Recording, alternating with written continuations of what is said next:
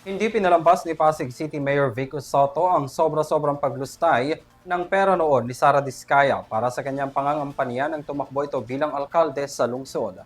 Kaya naman, tumungo si Soto sa COMELEC para sampahan ng kaso si Diskaya. Laman ng reklamo ang election offense kabilang na ang overspending. May karagdagang detalye sa balita si Graciela Corazon.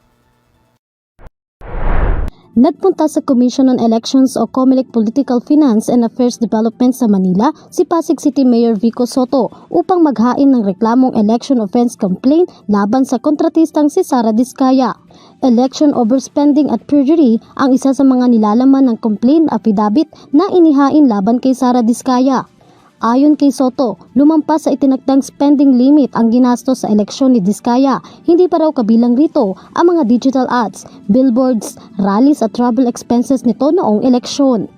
Dagdag pa ng alkalde, mali rin umano ang nakadeklarang campaign expenses sa State of Contributions and Expenses o SESE ng kontratista.